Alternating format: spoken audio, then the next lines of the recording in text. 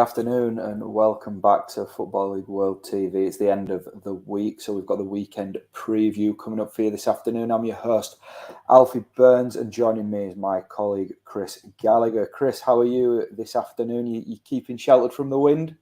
Yeah, just about. It's not great weather, is it? It's a shame it's already taken the Bournemouth Forest game later. It looks like that's off now, so that's a shame, but there's still a lot of games to look forward to over the weekend. Absolutely. We're going to preview 6 fixtures this afternoon from across the EFL. At the minute, they're all still going ahead. We've just had a quick run through before we've come on air. So fingers crossed the 6 that we preview all get the go-ahead tomorrow and that our connections stay, good enough to get through this show because the wind is blowing like something else up here in Yorkshire. We're streaming across Facebook, YouTube and Twitter this afternoon. So if you're joining us, get yourselves in the comments. If you're going to a game, get your score prediction in as well. We're going to kick things off as we usually do with the Skybet Championship.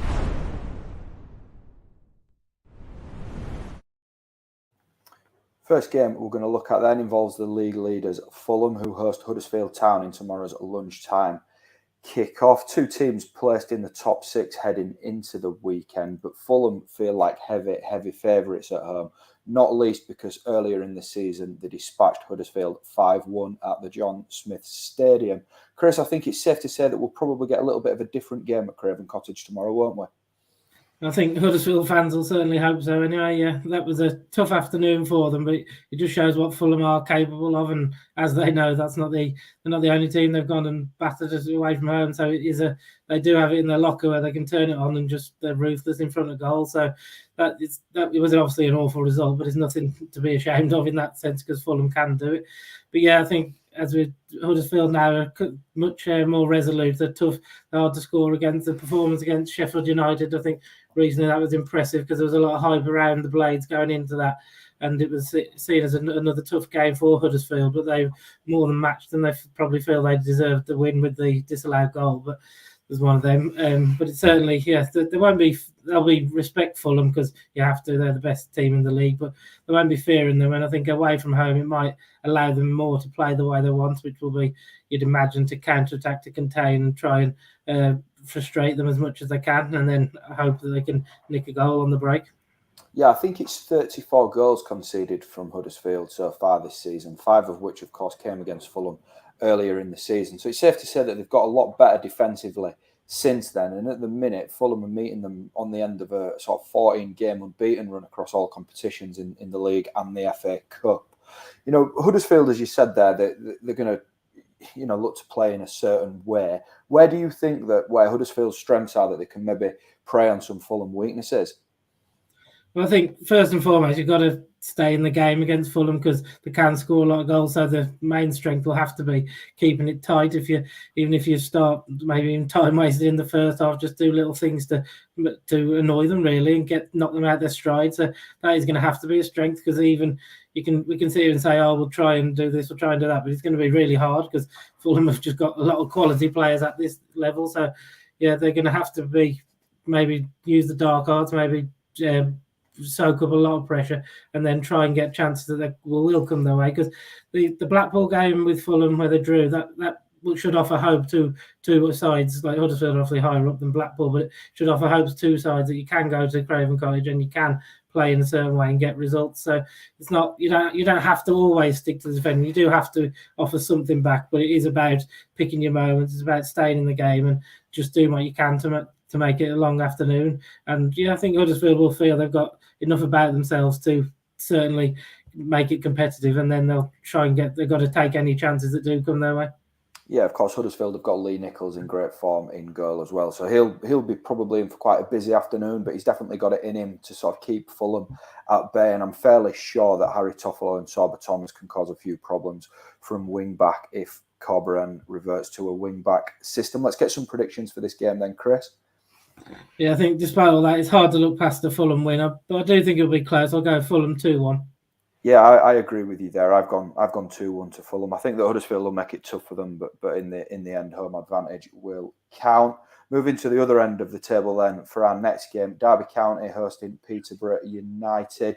This is a big game at the bottom, and we've been discussing Derby and their credentials for staying up after that 21-point deduction for weeks on end now on Football League World TV. If they are to do that, this feels like an absolutely must-win game for Wayne Rooney, doesn't it?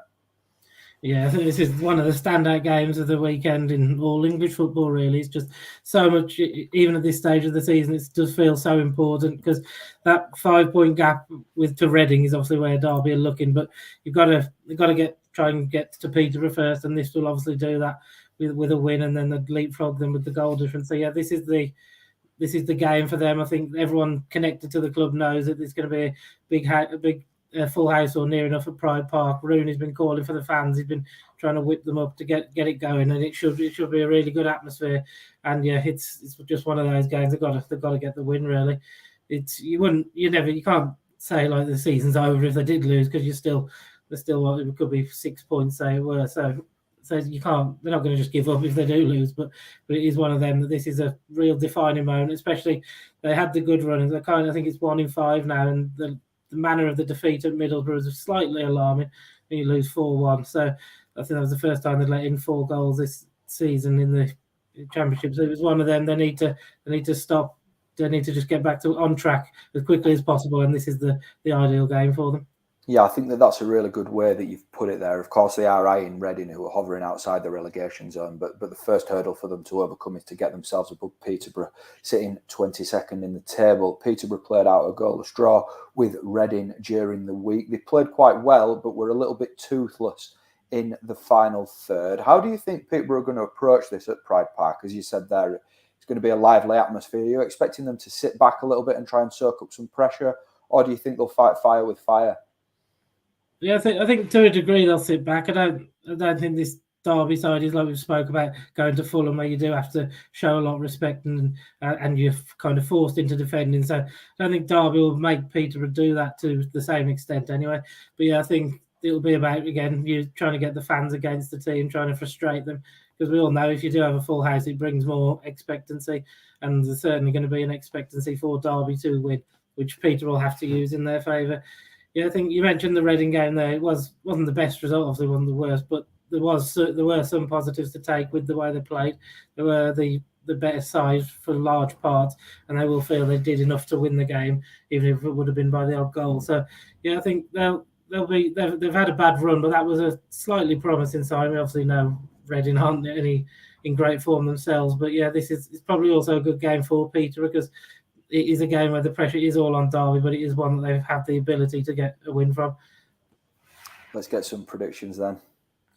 Yeah, it's a sort of going all 3 results for this one I can justify. So I'll probably play it safe and go for a draw. I'll go for 1-1.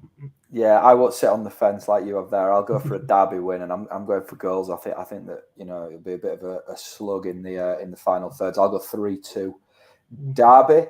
Moving on to as final Championship fixture that we're going to look at, Luton Town versus West Brom. Luton were beaten by Birmingham last time out, quite a heavy defeat for them at St Andrews. But their form at Kenilworth Road has been really good, and I think it's November since they last lost there. This feels like a good opportunity for Nathan Jones' side to get back on the horse after that defeat to Birmingham, doesn't it? It does, yeah. I think you can always look into defeats a bit too much, but as you said, Luton have been playing well, and they lost on the day to Birmingham. Birmingham played well on the day. It's just one of those that it just happens in the Championship, doesn't it? So yeah, it's just about bouncing back, looking to the next game, and yeah, it's a big game for them, isn't it? West Brom at home is always going to be appeal in the Championship, and then they'll fancy their chances against Albion. As you said, that home form, Kenilworth Road's always a good atmosphere. The crowd are on top of them, so I think they'll be really up for this, and they'll see it as a good chance to close that gap onto to the top 6, which they had done up until that Birmingham game, but they're still firmly in the hunt for a playoff finish. Yeah, absolutely. West Brom faltering, of course. Steve Bruce has had 2 games in charge now. He's yet to get a win, and his side are yet to score a goal. When I heard from him the other week, he was sort of saying how there's a lot of work to do in the final third with West Brom, which feels strange given the quality that they've got in the final third. Chris, why do you feel it's not clicking, and do you expect to see it click this weekend against Luton?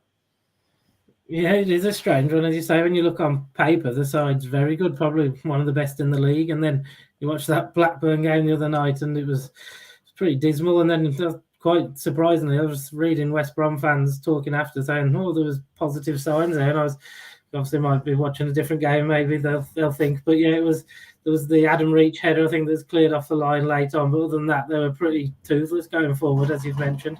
They're struggling to create chances, and it was a pretty boring game really, with Blackburn, if anything, the better side. So yeah, you obviously have to say for Steve Bruce, he's been there for 2 games, so we can't be pinning all that on him. It is going to take time for him to find the best formation. He's already hinted that he's going to go away from the 4-3-3, and that may not be the way to go, which I think, after watching that Blackburn game, is the right call. So yeah, there's still going to be tweaks, and he's going to hope that he will come across the right formula, because, as you say, when you've got Dean Garner, Grant, Robinson, Carroll, that's just a few of the options in the final third. You should be creating chances and scoring goals. You've got a bit of pace, a bit of physicality. There's quite a lot to work with there, and it just hasn't happened. I think they are lacking a quality passer in midfield who can make the passes that you need, but there's still should be a lot of ways to create chances. So yeah, you don't want to write them off, because you do think it is capable of clicking at any given time. So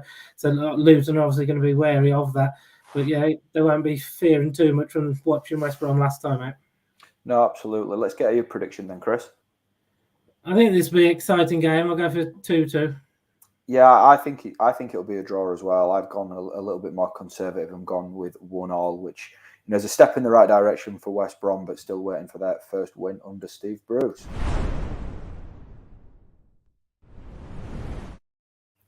Moving into League One, and tonight's clash between Rotherham United and Wigan Athletic, currently the top 2. Weather permitting, they will be playing tonight in South Yorkshire. Rotherham off a good win last week against Sheffield Wednesday, where they weren't at their best, but still came out 2-0 winners with goals from Freddie Ladapo and Michael Smith. Always good to see your 2 strikers in the goals, and Paul Warne will be banking on that again. 2 of the best strikers in the division, without a doubt. Chris, how are Wigan going to handle them? Yeah, I think you mentioned that they are very good players, but I think Wigan, they won't be fearing Rotherham. These are the 2 top teams in the league, and their performances this season it'd be hard to argue that they're where they deserve to be. They both look very capable in different areas of the pitch, and there won't be many who would bet against it not being the top 2 come May. So yeah, Wigan, they'll know they'll be in for a game, but it works the other way as well. Rotherham, it will know that Wigan have got a lot of threats that can cause them trouble. So yeah, the weather might not make it the best spectacle, but it should be. It's going to be a close, competitive game, and it's a hard one to call for both sides. Yeah, Rotherham currently with a 6-point lead at the top of the table. Wigan have got games in hand. They lost quite recently to Sheffield Wednesday, but they've responded well to that with back-to-back victories. I can't really weigh up what's a good result for Wigan here. I think they'll obviously just be focusing on getting themselves established in the top 2. But I think they'll want to go to Rotherham tonight and win and go 3 points behind the Millers, and just make it that little bit more interesting with a title race. Chris, do you feel that this is a game that Wigan maybe can't afford to lose? Do you think that they need to take something back to Lancashire with them from Yorkshire? No, I wouldn't say that. I think sometimes you can just get over. Again, you're looking into one game, you can maybe hype yourself up that it is too big. And in this case for Wigan, though, even if they did lose tonight, they're still in a very healthy position. So it's not one of those that you're going to start panicking if they lost. As you mentioned, the defeat at Wednesday, but yeah, the bounce back with 2 wins. I think that's what this league is all about, really. You're going to have setbacks. There's too many tough games for you not to lose, where if your levels drop, you will not pick up points. So then it's just about reacting and bouncing back, and these 2 have shown that they can do that. And as we said with Rotherham last week against Wednesday, they weren't at their best, and they win 2-0 at Hillsborough. So it's like that these 2 are both, I think they're quite similar in certain ways in how they've got a lot of character in the team, they've got a lot of spirit, and they know how to grind out results. So yeah, I wouldn't be too worried for either one, whichever way it does go tonight. Let's get your prediction then. Yeah, so I'm gonna have to. I'm not predicting a classic. I'm gonna have to go for another draw. I'll probably go for a 0-0 here. It can't be good to play in these conditions, can it? No, I think that the conditions will play their part, but I've gone for a narrow Rotherham win. I've gone 2-1, just maybe a few freak goals in this weather, but home advantage again to count. Moving on to tomorrow, so we've got first v second tonight. We've got third versus fourth tomorrow. Sunderland in fourth, hosting MK Dons in third. There's no winning four for Sunderland, but Alex Neil has now had a week in charge. Took charge of the draw with Wimbledon last weekend. Chris, are we expecting a different performance from Sunderland after Neil's had a week on the training ground with his new players? Yeah, I think you should expect it. I think they need it as well, because the gap to seventh place is not much now, and there'll be a lot of concern that the way the team are playing. Obviously, again, it's a bit with like West Brom. You can't just pin it. You can't pin anything on Neil. He's had one game and got a draw. So yeah, as you say, this is to be a good test for him now to see how his ideas have got across, because even though they have got a lot of injuries, he'll still be able to put out what is a quality League One side. So the fans are right to expect a performance tomorrow, because I think the players do owe it them the way they've fallen apart in recent weeks.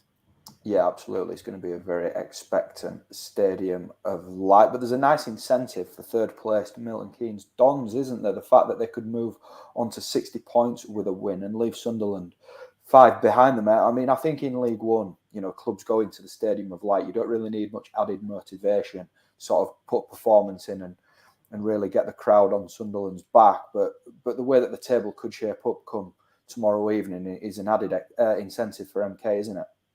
Yeah, I think in many ways this is the perfect fixture for them. As you said, the Sunderland crowd they are going to be there's not going to be much patience with them, and probably rightly so. And the way MK Dons move the ball, it could become a game that the fans get really turn on the players quickly, even if it was 0-0. If they see MK Dons knocking it about and Sunderland can't get near them, which could happen, then the fans will get restless, and it will give the visitors more confidence to grow into the game. And then if they do get the ball in the final third, they've got a lot of players who can make the difference. So yeah, but it's still obviously a really tough game for them. But yeah, this is what it's about for them. They want to be playing in the Championship next season, and this is at least a Championship club, and Premier League, isn't it, ground really? So this will be a big stage for them to go and perform, and they've got to show that they can deal with it, and in what is a high pressure game. Are we expecting them to do that then? What's your prediction? No, I keep thinking draw, so I'm gonna have to can't go for another draw. So I'll say Sunderland to nick this one with that home support. I think they will help them if the team show the right things. So I'll go for a 2-1 Sunderland, but a very tough game. Yeah, another tight one. This, given the nature of the table, I've gone for 1-0 Sunderland. I sort of agree with you there. I think if Neil can get performance out of his players, I think that the Stadium of Light support will drive Sunderland on to a much needed 3 points.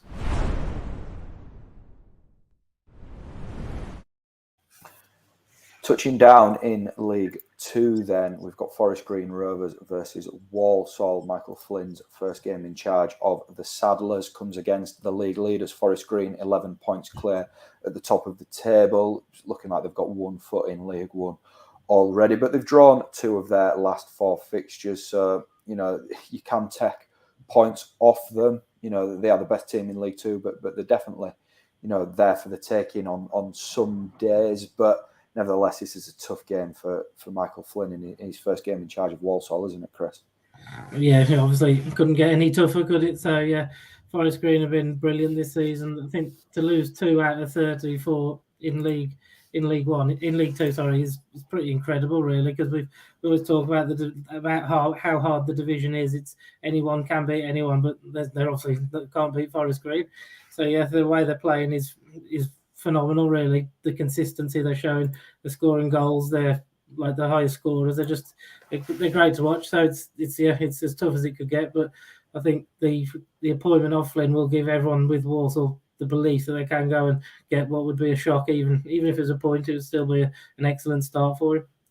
Yeah, absolutely. And prior to Flynn coming in on the back of Matt Taylor's departure, they have turned over Tranmere, who were, of course, sitting in the automatic promotion places as well. That was Walsall's last result. That was a good performance, a great victory against Tranmere. But your gut feeling tells you that if Walsall are going to get anything from this game, Flynn's not just going to have to replicate that performance. He's probably going to have to better it against Forest Green, isn't he?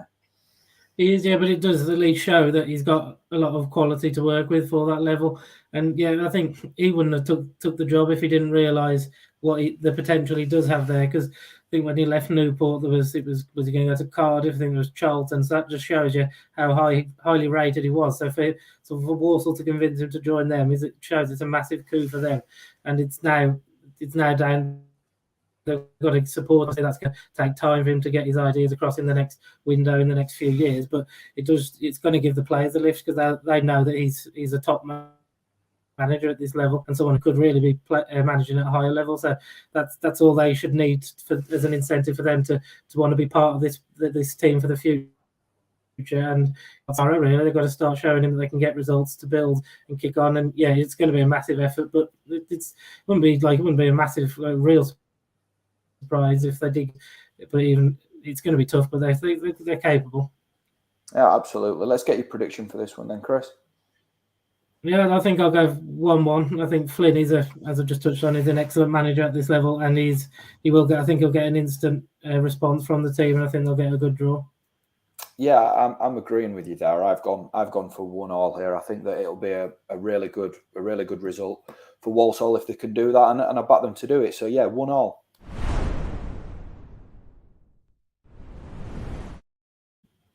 That concludes Football League World TV's weekend preview. Thanks to anybody that's joined us, and thanks for joining me, Chris. I hope you keep yourself dry and warm over the weekend and avoid the weather. And same to anybody that's still with us. Look after yourselves this weekend. Dangerous conditions out there. Enjoy the weekend of action in the EFL, and we'll see you again next week.